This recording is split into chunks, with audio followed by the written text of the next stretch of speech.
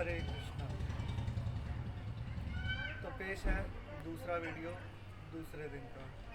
कुछ और आसन है, इनको भी करेंगे।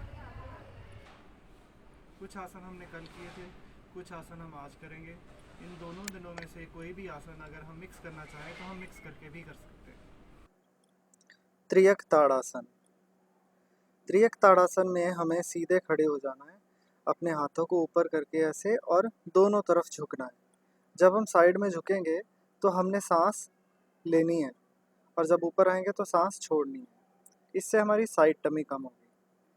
उसके बाद पाद वृत्तासन, मतलब पाद मतलब पैर और उसको वृत्त बनाना, चक्र। पहले क्लॉकवाइज फिर एंटी क्लॉकवाइज। घुटना सीधा रहेगा इसमें। घुटना सीधा रखते हुए अपने पैर को जितना ऊपर की ओर ले जा सके मैक्सिमम उतना ले जाके हमने घुमाना है। पेट पे स्ट्रेच पड़ना चाहिए। ध्यान रहे कहीं खींच ना पड़े। दोनों पैरों से बारी बारी पहले क्लॉकवाइज फिर एंटी क्लॉकवाइज घुमाएंगे। मैक्सिमम जितना हो सके इसको मैक्सिमम करने की कोशिश करेंगे, क्योंकि जितना ज़्यादा करेंगे उतनी ज़्यादा हमारा स्ट्रेच पड़ेगा। उसके बाद ये प्लैंक पोज जिसको बोलता है, ऐसे नहीं करना, ऐसे करना है। हमें सीधा रहना चाहिए, अपनी बॉडी को सीधा रखना है ज़मीन के पैरेलल। पैर भी इस तरह पंजे नीचे और हाथों के बल ऐसे हमें लेट के अपने हिप्स को पूरा सीधा रखते हुए ज़मीन के पैरेलल लेटना है। और 2 मिनट अगर हम रह लें इस पोज में, 3 सेट 2-2 मिनट के अगर हम कर लें तो पेट हमारा 10 दिनों के अंदर ही पता नहीं लगेगा कहाँ घुस जाएगा।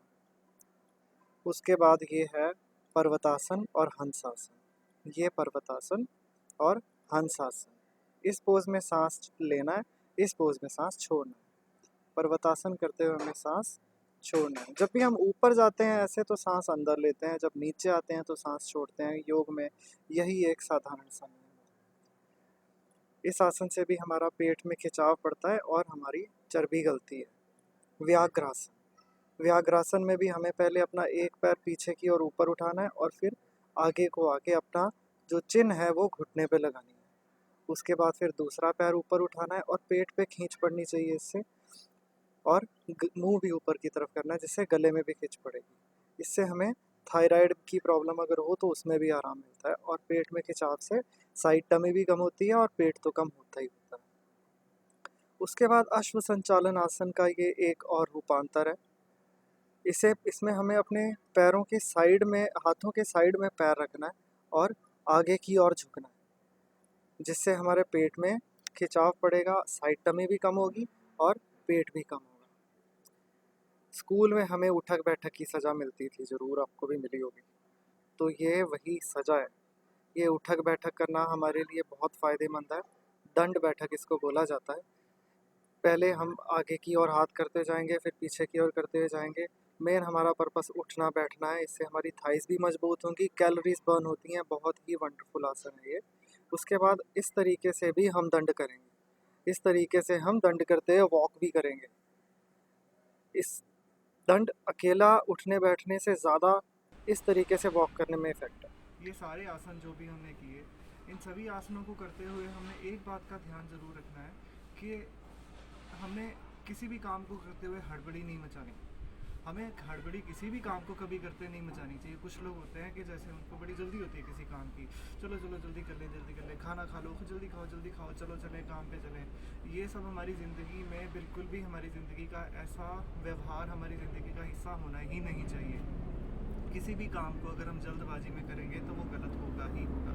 अगर हम खाना जल्दी में खाएंगे तो वो हमें वैसा ही स्वभाव देगा।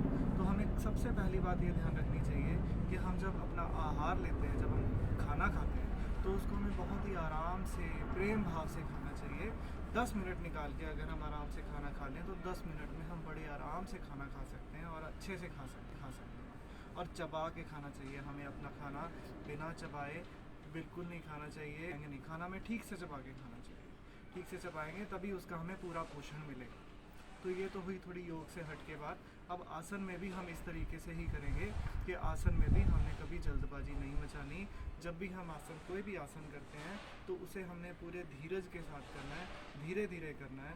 अगर हम कभी जल्दबाजी करेंगे तो कहीं ना कहीं झटका लग जाएगा और झटका लगने से कहीं नस चढ़ जाएगी, कोई प्रॉब्लम हो जाएगी। इसलिए हमें बहुत आराम से करना है और ज़्यादा खींचना भी नहीं है। एक बात का ध्यान हमेशा रखना है कि कोई भी आसन करते हुए स्ट्रेच ज़रूर पड़ना चाहिए, खिंचाव पड़ना चाहिए, लेकिन कभी भी दर्द नहीं होना चाहिए। दर्द होना और खिंचाव पड़ना दो अलग अलग बातें हैं, है ना। तो इस तरीके से योगासन करने चाहिए। अगर खिंचाव पड़ेगा तभी हमारी बॉडी फ्लेक्सिबल होगी, लेकिन इतना भी नहीं पड़ना चाहिए कि वो हमें दर्द होनी शुरू हो जाए। धीरे धीरे उसको बढ़ाना है, एकदम से बढ़ाने की कोशिश नहीं करनी है। वही वाली बात आ गई कि जल्दबाजी हमने नहीं करनी है। तो इस तरीके से हम करेंगे तो डेफिनेटली हमारा वज़न लूज़ होगा। पूरे विश्वास के साथ कीजिए, दृढ़ता के साथ कीजिए, तभी हमें इसका फ़ायदा होगा, डेफिनेटली होगा। और हम तोंदधारी से सुदृढ़ शरीरधारी ज़रूर बनेंगे, इसका विश्वास रखिए। धन्यवाद। हरे कृष्ण।